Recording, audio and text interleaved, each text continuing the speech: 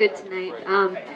So I just got back from visiting my former hometown of New Orleans, Louisiana, and hey, while I was down there, I was with a friend, and her mom wanted to take our picture, but instead of saying cheese, she said, "Smile like a jackass eating briars during pokeberry season." And I said, "Can you explain that to me, please?" But it turns out to be completely true, because if a jackass were going to eat briars, they would have to kind of roll back their lips like that so they wouldn't get poked by the pokeberries. Anyway, that reminded me of how great people can be down there, so I wanted to tell you guys about a circumstance that I lived in a few years ago when I was there. So the story starts when I was 26, doing my laundry one night at a laundromat.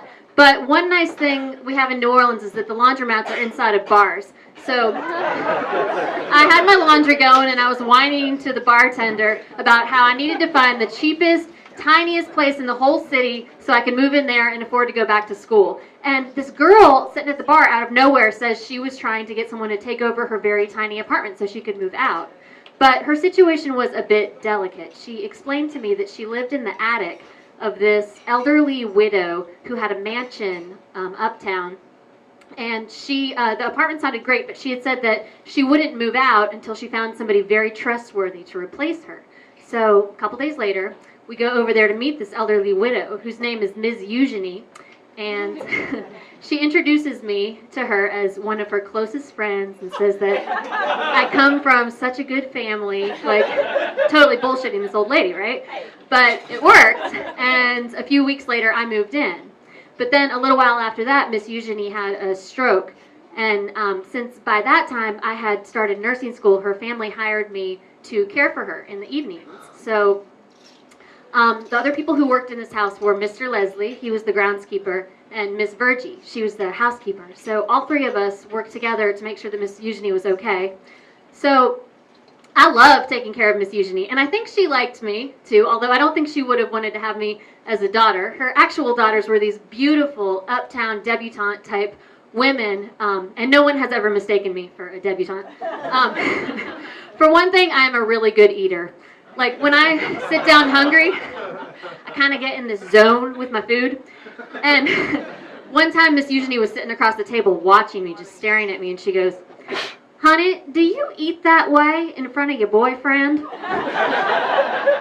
And her accent was amazing. The best was one time I came home and found her on the phone trying to fix her computer with one of these overseas tech support people. And I didn't want to interrupt, so I just stood outside her door listening while she was going, "You can't understand me. No, I can't understand you." And she was really so sweet, though, and she always felt sorry for me because I had to come home at 8 o'clock every night to take care of her, so I didn't have much of a social life at that time. So after I'd been there for a few years, her family was going to take her out of town, and she asked me if maybe I'd like to have some friends over for dinner while she was gone. And I knew she meant for me to have maybe 5 people over for dinner, but no one was going to know, so I figured I could get away with maybe like 15, and then a lot more people than that showed up, and pretty soon the house was full of all these people that I didn't know. Things were getting kind of out of control, and what I should have done was clear the place out, but I was having such a good time that instead I just had another drink and demonstrated how to use the motorized stair lift. You know how long I had been wanting to ride on that thing. But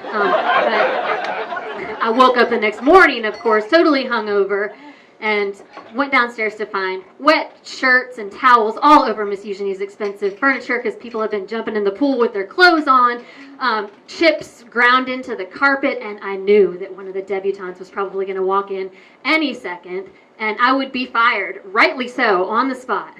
And then the door opens, and Mr. Leslie, the groundskeeper, walked in, and he said, "I didn't know you were gonna have such a whang-dang doodle."